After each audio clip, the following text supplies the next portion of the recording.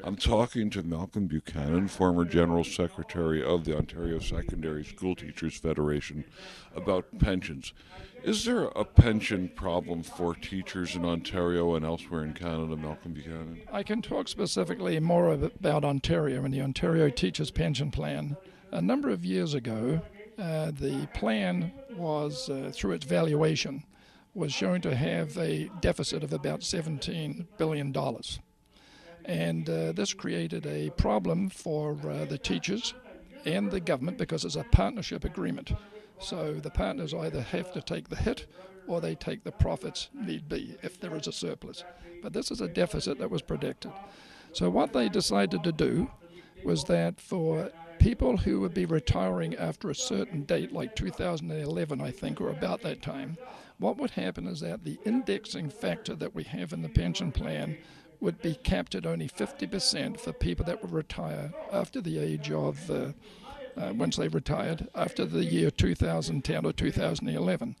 For those of us who are currently retired, the indexing will continue up to a maximum of 8% per year. This, they predicted, would save the pension plan quite a considerable amount of money in the long term to meet its actuarial assumptions. Which meant the $17 billion could be resolved. But what it did effectively split the membership between those who got the full indexing and those who will be projected in the future who would not get the full indexing. So that's a very dangerous concept. We've also been told currently that the teachers' pension plan is projecting another deficit, and that could be up to the change of about another $5 billion or thereabouts. I can't give you the exact figure, but a deficit is projected, and they've got to have to deal with it. By law, there cannot be a deficit. So they have to resolve it under the Benefit Plans Act and the partnership agreement. So this is a real problem.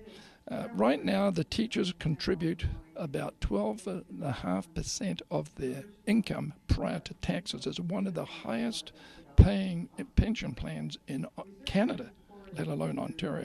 When you're paying 12.5% of your salary is a huge amount of money, and the government contributes the other 12.5%. So this is a major problem. Now, one of the other problems that we have are the number of retirees to the number of people who are contributing to the plan. The ratio currently now is for every 1.6 active contributing teachers into the plan, there's one retiree. So the ratio is 1.6 to 1. It's predicted by the teachers' pension plan by 2014, the ratio is going to be 1.14 to 1. You cannot sustain a pension plan with that type of ratio without doing something very drastic. So there is a problem. So when does the crisis hit? 2014 with a vengeance. What do you anticipate will happen, and what needs to happen to avert that? Well, what needs to happen right now, and this would only be a small thing, and I'll go to the big thing. Right now, we have a pension plan that allows for retired teachers in receipt of pension to come back and work for 95 days, that's a half a school year, per year for the first 3 years that they retire. And after that, up to a maximum of 20 days. Now, what this has done, through a form of cronyism and other types of, I should say, sleight of hand, retired teachers are called back to work who are not contributing to the pension plan, getting their pension plan plus a salary, and it's called double dipping. That has to stop. We have suggested, or I have suggested, I can't say the union has, but I have suggested, along with a lot of retired unionists, that the days should be capped to 20 for retired people. We want them still to be able to volunteer and do all that, but the 95 days is unrealistic.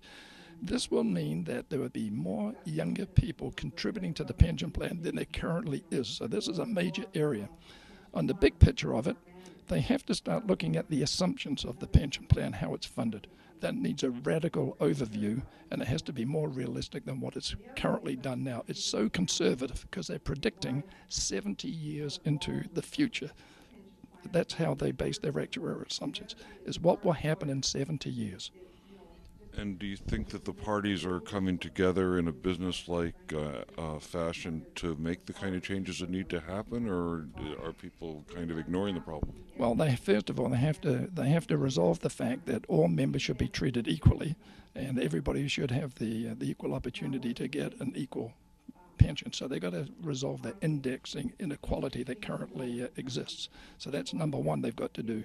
And basically they're going to have to sit down, hopefully in a business-like way and in a professional way, which I'm optimistic that they will do, but it's going to make some very hard decisions and very hard choices in the future.